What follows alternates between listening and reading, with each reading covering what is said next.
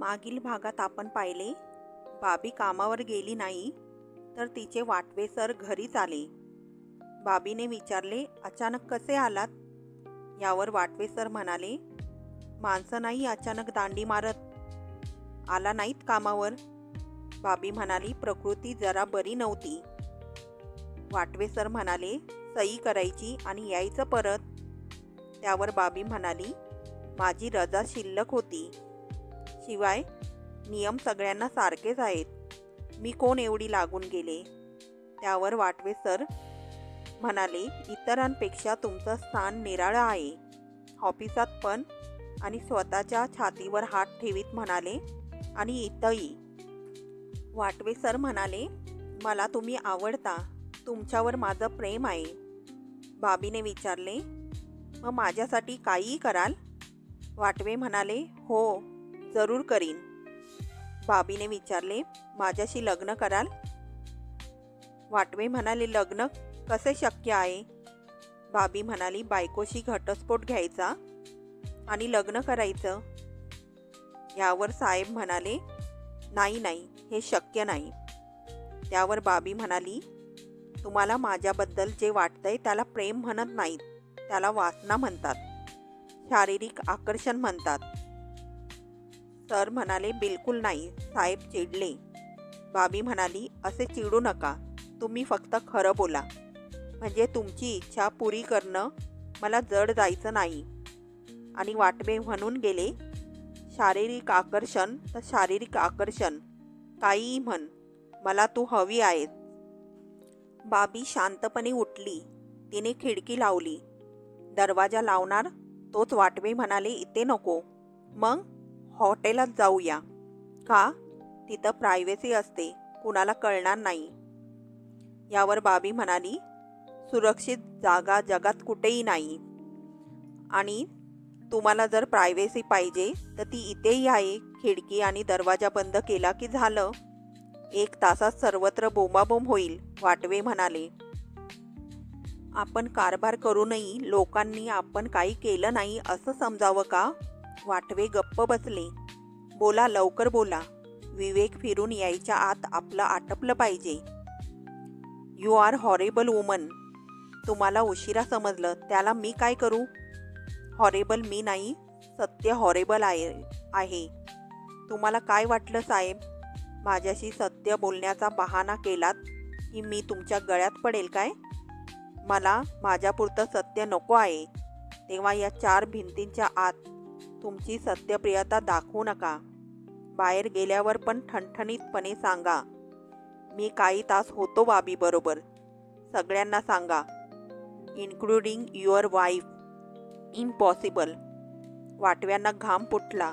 ते थरथरत उभे राहिले आणि म्हणाले, तेवढी खिडकी उघडा प्लीज.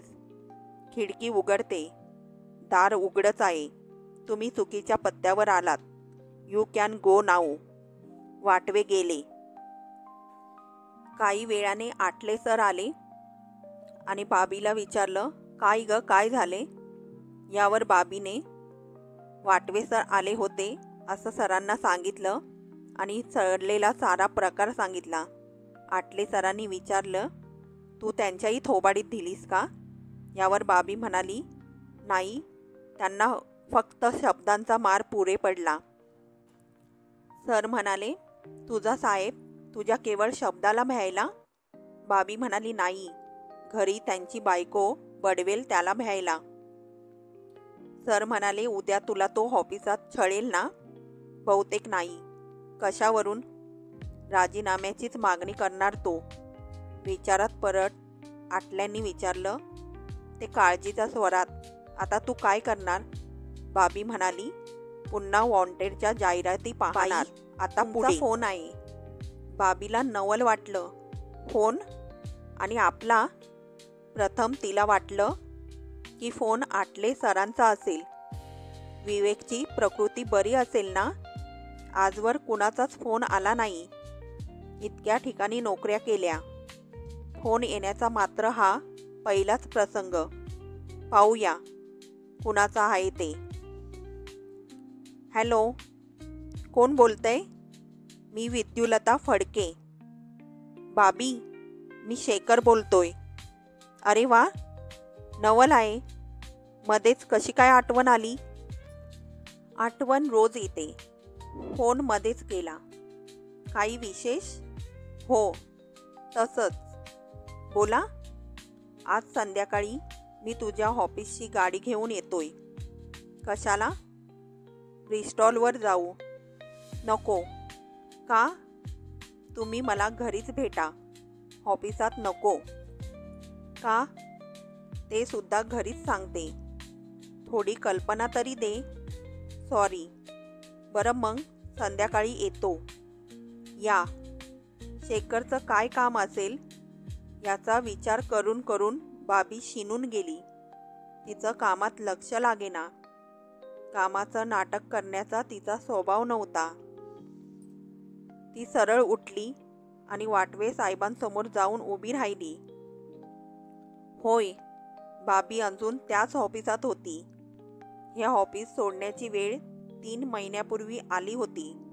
वाटवे साहेबांना घरातून जवळजवळ हाकलून दिल्यानंतर. आपल्याकडून राजीनाम्याची मागणी होणार अशा अपेक्षेने 3 महिन्यापूर्वी बाबीने ऑफिसात प्रवेश केला. पण वाटवे साहेबांना तेवढंही धारिष्ट नव्हतं किंवा नुसत्या नेत्रसुखावर समाधान मानण्याचं त्यांनी ठरवलं असावं. काय असेल ते असो. ही नोकरी टिकली होती एवढं खरं. ही कितवी नोकरी हेही आता आठवत बसायचं नाही असं बाबीने ठरवलं होतं. कोणत्या क्षणी कोणती व्यक्ती ढोंगीपणाने वागणार आहे हे अगोदर कसं सांगता येईल. केबिनमध्ये वाटवे एकटेच होते. सर, बोला. आज कामात लक्ष नाही लागत. You want to go early. If you have no objection you can go. Thank you sir. बाबीला लवकर आलेली पाहून अक्कांना नवल वाटलं आणि बरंही वाटलं. तुला समजलं वाटतं? अक्कांनी विचारलं. काय? विवेकला ताप आलाय. ऑफिस लवकर सोडण्याची आपल्याला इच्छा झाली ते बरं झालं असं मनाशी म्हणत बाबी विवेकच्या पलंगावर येऊन बसली. विवेक झोपला होता.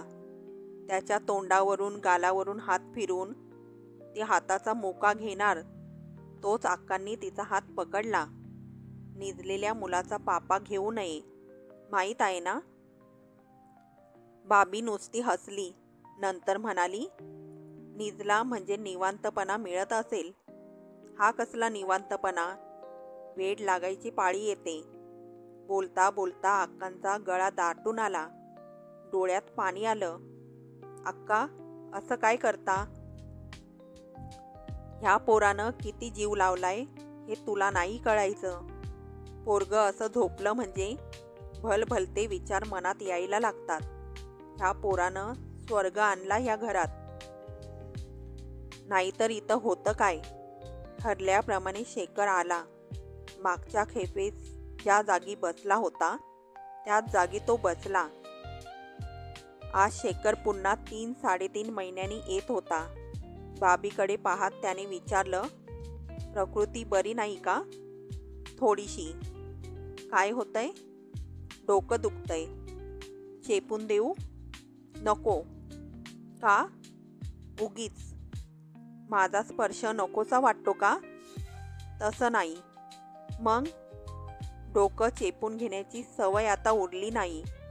नक्की? अर्थात. एकटीच असते ना. आपण एकट्या का पडलो ह्याचा तू कधी विचार केलास का ग? सतत चालू असतो. डिस्टर्ब करायला कुणी नसतंच ना. तेव्हा विचारच विचार. What is your conclusion about who is the cause of this? मी स्वतः. नक्की? Yes. I don't blame others. बरं, आपण आता तुझ्या कामाबद्दल बोलू. काम असं काहीच नव्हतं. फोन केलास सहज. माझ्या ऑफिसचं नाव कसं कळलं? अणुसंशोधना एवढं काही ते अवघड नव्हतं. बरं, काम तर सांग. भेटावंसं वाटलं. ब्रिस्टॉलमधली संध्याकाळ आठवली. असं? बाबे, काय? असं आयरॉनिकली विचारू नकास.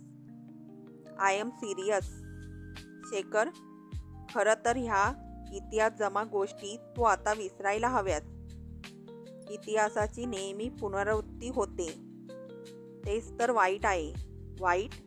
Yes, but why? इतिहासाची पुनरावृत्ती आपण त्यातल्या चुकासहित करतो. तू त्याला चुका म्हणतेस? जाऊ दे ना शेखर. किती थंडपणानं बोलतेस. शेखर खिन्न होत म्हणाला. उफाळून येऊन काय करू? मलाच उलट तुझं नवल वाटतंय. मी जेव्हा अशी तुझ्यासारखी भावनाप्रधान होते तेव्हा मला जगानं व्यवहार शिकवला. आता मी जरा तुमच्या पंक्तीत बसायला प्रयत्न करते तर तू भावना भावना म्हणून किंचाळू लागलास. मी तुझ्याशी व्यवहारीपणानं कधीच वागलो? सांग ना. म्हणजे? पुन्हा भूतकाळ आठवणं आलं Shekhar. Let us forget the past really. पण प्लीज प्लीज आपण त्याऐवजी वर्तमान काळाबद्दल बोलूया. म्हणजे काय बोलायचं? तू मला आता भेटायला आलास हे दाजींना माहीत आहे का? नाही. न सांगता आलास? जवळजवळ तसंच. त्यांना आवडणार नाही म्हणून? कदाचित. मग भूतकाळ आठवण्यापेक्षा ह्या वेळेला आणखीन एक गोष्ट ठरवणं जास्त आवश्यक आहे. काय ठरवायचं? तुम्हाला वडील हवेत का मी? एवढं निकराचं बोलू नकोस. केव्हा तरी हे ठरवावं लागणारच आहे ना? हो, पण आज नको. आजचा दिवस फार निराळा आहे. आज सगळं विसरायचं आहे. आज काय आहे? बरोबर 5 वर्षांपूर्वी आपण प्रथम भेटलो. अरे हो, म्हणजे आज नानांचा वाढदिवस. आठवतं? हो. येतेस अजून? मोटार आहेच. वेळ लागायचा नाही. पुन्हा तुला आणून सोडीनच. त्याचा प्रश्न नाही. मग? विवेकचा प्रश्न आहे. तो राहतो ना इथं. त्याच्या अंगात ताप आहे. उद्या येशील? ते आज कसं सांगू? त्याच्या प्रकृतीवर अवलंबून आहे. तो होईल बरा. तरी प्रश्न सुटत नाही. का? दिवसभर त्याला अक्का सांभाळतात. कामावरून मी आले की त्याला आई हवी असते. म्हणजे ही अडचण नेहमीच येणार. नेहमीच नाही काही. मग? विवेक काय कायम लहान राहणार आहे का? तो मोठे होईपर्यंत मी म्हातारा होईन. मध्ये लग्न होईल की तुमचं? लग्न? काही अशक्य आहे का? एवढा सुंदर, बुद्धिमान, तरुण, देखणा, फॉरेनला जाऊन आलेला तरुण, तो बिन लग्नाचा कसा राहील? दाजी साहेबांना सुनमुख पाहण्याची घाई होणं अगदी स्वाभाविक आहे. बाबे, तू मला किती ऐकवणार आहेस?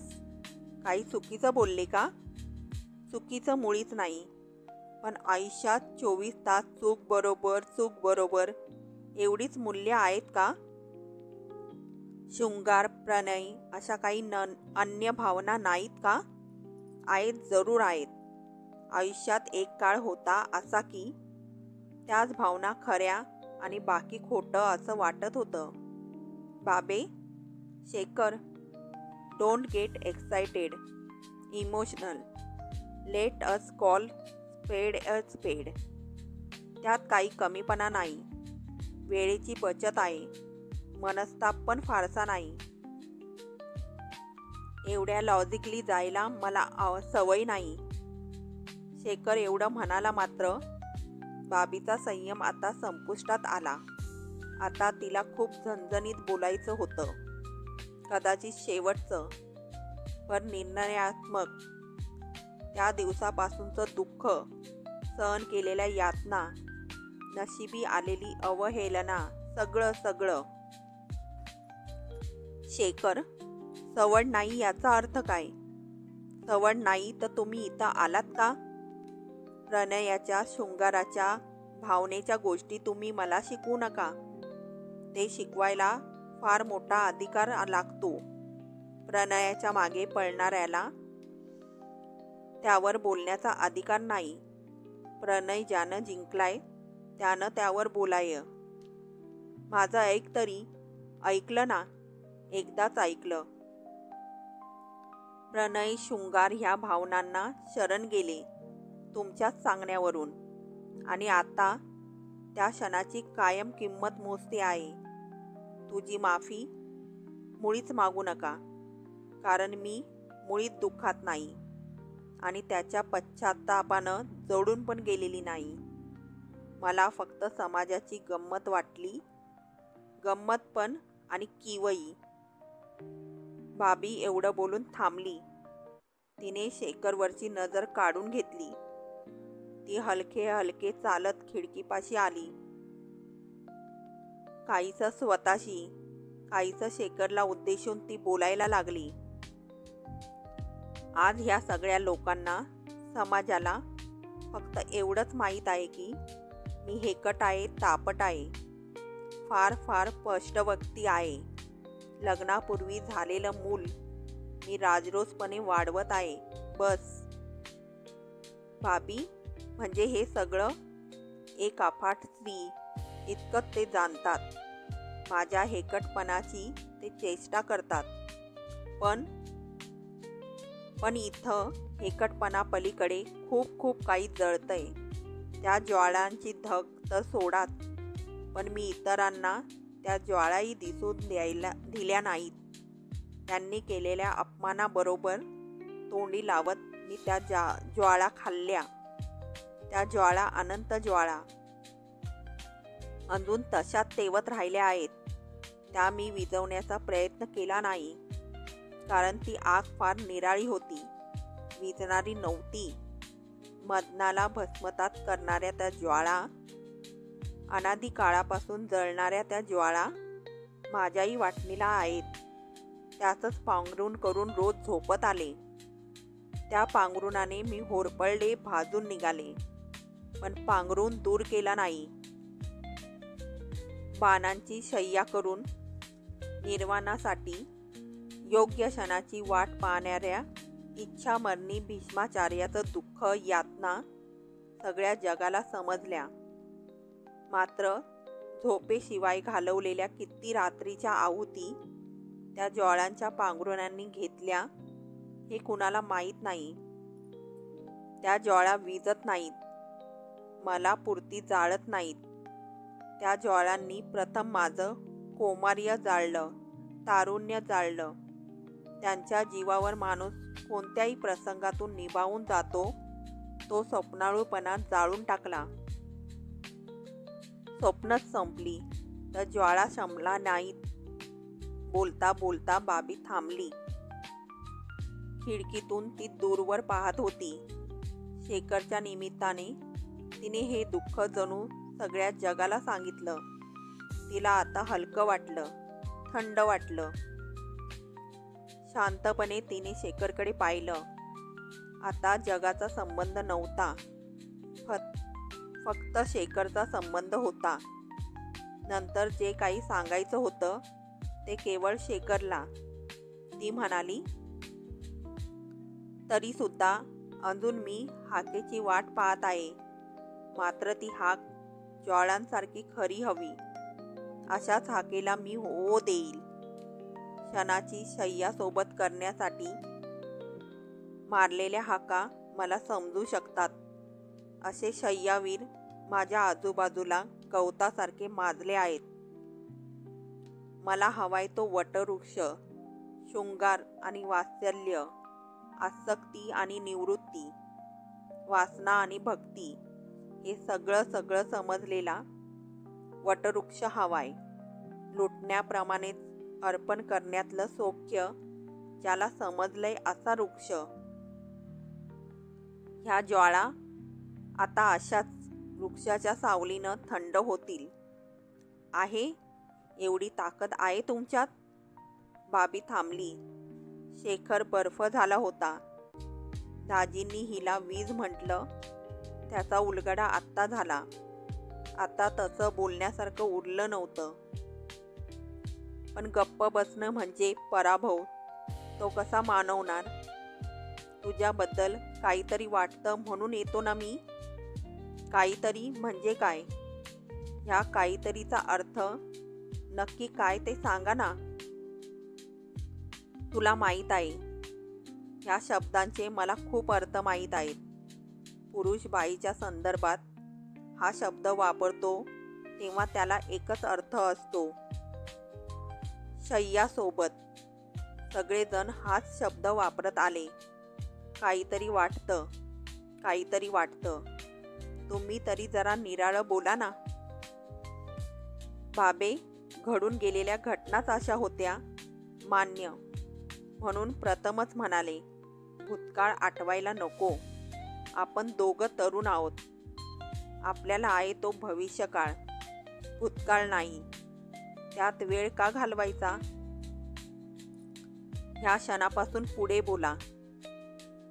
ते सुद्धा ताबडतोब बोला, म्हणजे माझं आयुष्य आणखीन वाया जाणार नाही. बोला. समाज, पद, प्रतिष्ठा, रूढी, परंपरा, घराणं, पूर्वज आणि वडील सर्वांना दूर सारून माझा हात धरता. पुन्हा तुम्ही विवेकसहित माझा स्वीकार करता. पत्रात दिलेलं वचन पूर्ण करता. आहे ताकद?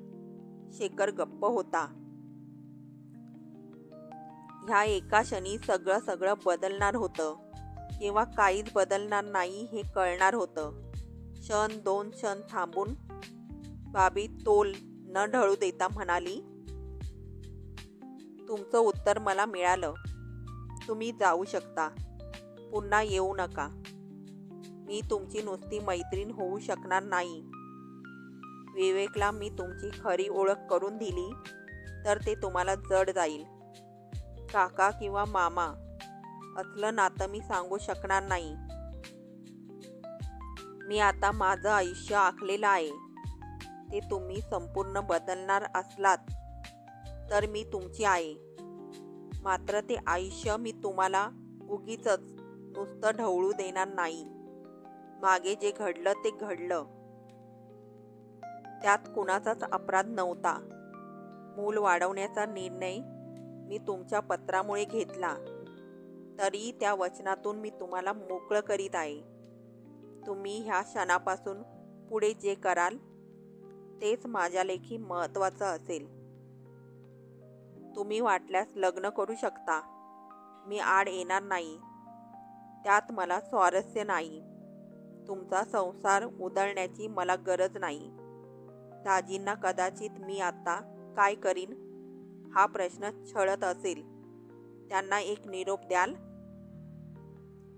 काय? पडलेल्या आवाजाने शेखरने विचारलं. Bobby is no more interested in anybody.